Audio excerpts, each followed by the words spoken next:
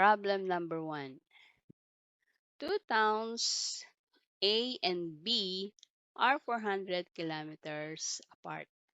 A car travels from town A toward B at the rate of 70 kilometers per hour. 3 hours later, another car leaves town B for town A, going 120 kilometers per hour. When and where do they meet? So in this problem, car A has the rate of 70 kilometers per hour and car B, the rate is 120 kilometers per hour. Since naunang umalis ang car A, so let X be the time of car A. And then 3 hours later, sumunod ang car B. So that is X minus 3. Formula of distance. Distance equals rate times time. So, imumultiply natin to. Rate times time. So, this is 70x and this is 120 times the quantity of x minus 3. So, in this diagram, the distance of car A and the distance of car B is equal to 400. So, the equation is 70x plus 120 multiplied by the quantity of x minus 3 equals 400. Simplifying this equation, we have x is equal to 4 or 4 hours. So the value of x here is 4 and the value of car B is 1. So 3 or x minus 3 is 4 minus 3 is 1.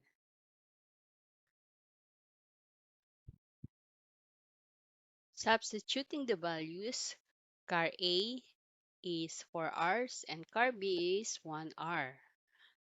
So multiply rate times time equals distance. 70 times 4 equals 280 and 120 times 1 equals 120. Adding these two distances equals 400 kilometers. So the question, when and where do they meet? The answer is 4 hours time of the slower car. They meet after 1 hour at the point when the first car has traveled 280 kilometers and second car is 120 kilometers.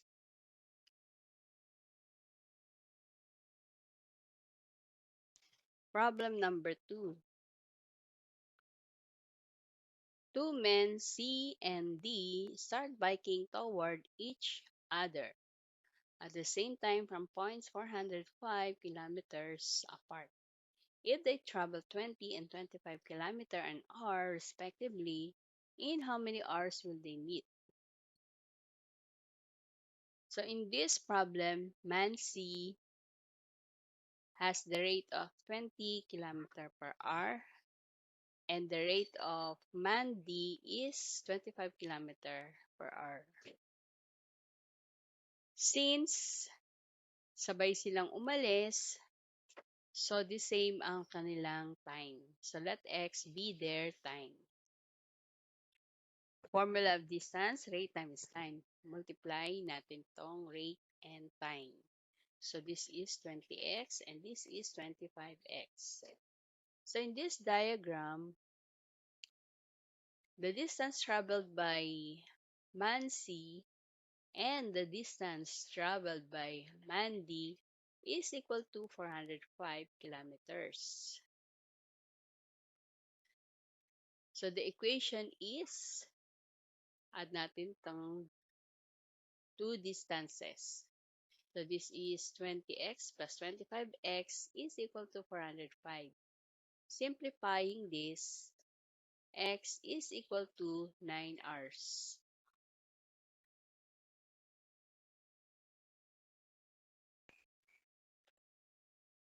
Substitute the value of x here. So the value is 9.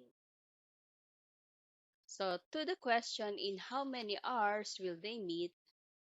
The answer is they meet after 9 hours.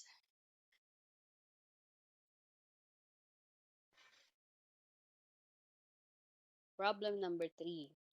A man rides out into the barrio on a bicycle at a uniform rate of 30 km an hour. He rests 2 hours and then rides back at 20 km per hour. He is gone 5 hours. How far did he go? So going, the rate of the man is 30 km per hour. And then going back 20 km per hour. He is gone for 5 hours, but he rests 2 hours. So 5 minus 2 is equal to 3. So this is the total time going and return, or the round trip. So let x be the time of going, and then return total time minus x, or 3 minus x. Distance formula, rate times time. So this is 30x, and this is 20 times the quantity of 3 minus x. So in this diagram, going is equal to return. They have equal distances. So distance 1 is equal to distance 2. This is going and return. So the equation is 30x is equal to 20 multiply the quantity of 3 minus x. Simplifying this, x is equal to 1.2 hours. So the x value here is 1.2 hours. And then here, 3 minus 1.2 is equal to 1.8.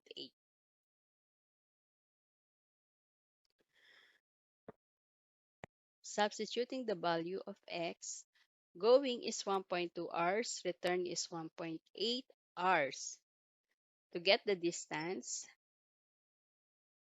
multiply rate times time. 30 times 1.2 is equal to 36. 20 times 1.8 is equal to 36. So they are equal distances. To the question, how far did he go? The answer is the man go 36 kilometers.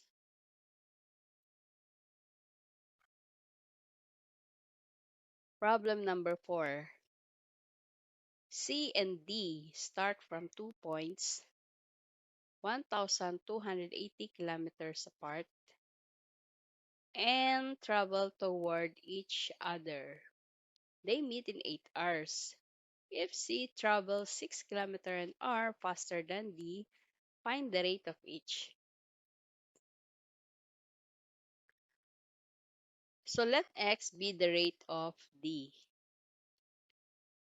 Since C travels 6 kilometers an hour faster than D, so this is 6 plus x. They meet in 8 hours. Formula of distance, distance equals rate times times. Multiply. So this is 8 times the quantity of 6 plus x, and this is 8x. So in this diagram, the distance traveled by C and the distance traveled by D is equal to 1,280 kilometers. So the equation is 8 times the quantity of 6 plus 8x is equal to 1,280. So this is the distance C and this is the distance D.